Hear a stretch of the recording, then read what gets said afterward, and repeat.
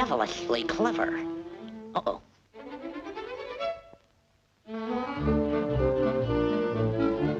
Yeah.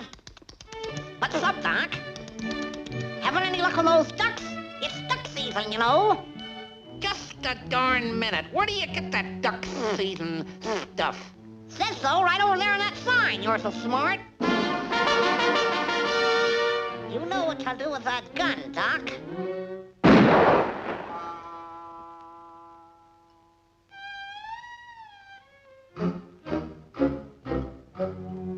You're despicable. Yes.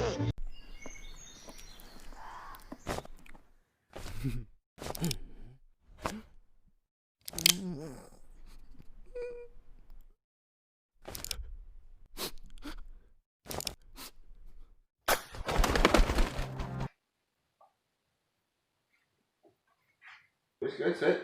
Sit, Mike. Sit. Welcome to another Thursday's Thought. I already gave him his bone, and so he's trying to make sure I don't take it away. But pray everyone is doing well. Pray you are using wisdom in everything that's going on in every aspect of your life, and seeking God for that wisdom.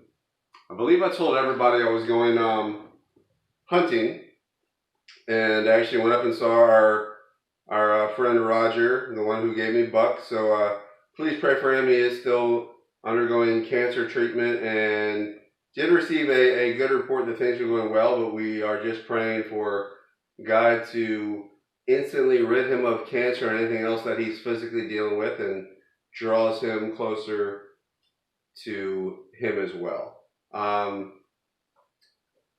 One thing I was going to talk about today was actually while I was in the tree stand with my father. It's a little bit colder in Kentucky than it is here, but it was anywhere from the low 30s or even feeling like 29 at times to upper 30s, very low 40s. So for the most part, it was very cold. And then they had a front coming through, so it was windy. And when it's cold and windy, it takes a little bit for you to stay still and actually deal with it, especially when you're in the tree. Normally about 5 or 6 hour shifts, so anywhere from, depending if you're hunting both morning and evening, anywhere from 5 to 10 hours or 12 hours a day. You're in 30 degrees, weather with wind, and sitting in a tree trying to be quiet and still. It takes a passion to do that. And my passion was barely hanging on at some points in times there, but it gave me a lot of time to sit and think and pray and bring things before the Lord. And I was sitting there at one point saying, man, spending all this time here, that's got to be crazy.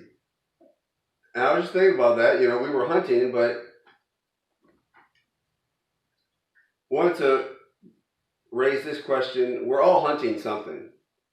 Whether it is we're hunting for financial success, we're hunting for a status, a title, we're hunting for a relationship, whatever it may be, we all are hunting for something.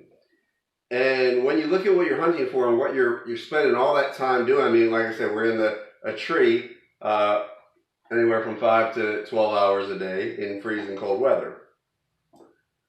That shows a little bit of passion. Whenever you're spending time doing things, it shows where your passion is at. If you're really out there, looking to make money or looking for a title, whatever it may be, you're spending time doing that. You have a passion for it. And not saying anything's wrong with that. However, we need to make sure we put God first and our passion to have a relationship with the one who has our lives in his hand anyway. It doesn't matter how hard you work. Either he's going to allow doors to be open to where you can walk in that, financial success, or he can allow doors to be closed.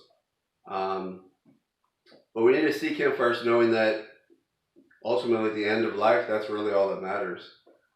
So just want to present that to you guys. Just think about that. Like when you take a look at your life, where are you spending all your time?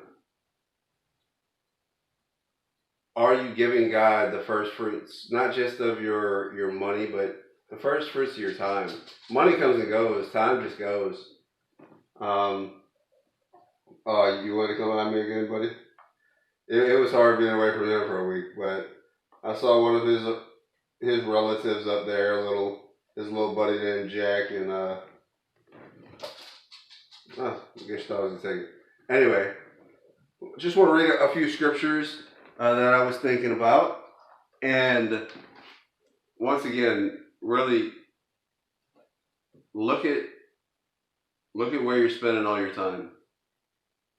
And like I said, not saying that things in this life that you can't spend time doing, they're bad, but really, what are you hunting? We see in Psalms 39, verse 4. He says, Lord, remind me how brief my time on earth will be. Remind me that my days are numbered, how fleeting my life is. Remind me, God, let me see that, hey, if there's things I need to do, Father, let me focus on those. Remind me that I'm not guaranteed tomorrow, so let me live for you in all I do. Ephesians 5:16 through 17.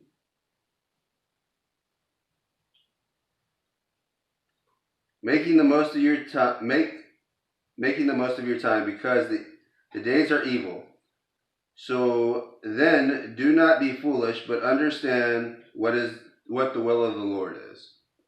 Once again, don't waste your time. God has you do something, and time is drawing more nigh to His return, and also, if He doesn't return to your death, get the things done that He wants you to do. That way we can store up your riches in heaven and make our Father proud. Ecclesiastes 3:1. There's an appointed time for everything. There's a time for everything under the sun, under heaven. There's an appointed time, you don't want to miss out on it. So stay in that communion with God, knowing I need to seek you and your will. That way I know when you want me to move on this situation, when you want me to do this. Speak to this person, bring up the truth of salvation through your Son Jesus. And then James 4:14. Yet you do not know what your life will be like tomorrow. You are just a vapor that appears for a little while and then vanishes away. We're not guaranteed, again. Never know what is going to happen in this life. So I just want to encourage you to be wise on how you spend your time. Seek God in His will. And His word says, delight yourself in the Lord and He'll give you the desires of your heart, which I said last Thursday's thought.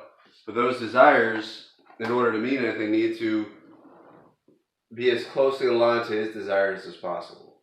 So love you guys. Let me see if I can get my little buddy to come say goodbye. Hey, bud, come say goodbye, buddy. Come here, buddy. Be a good boy. Oh, you like me, huh? You haven't seen me for a week. Come here. Come here. I love you. Come here. I'm not taking your bone. Good boy. Well, we love you guys. Keep us in your prayer. We'll keep you in ours. And we'll see you again next week on another Thursday's Thought.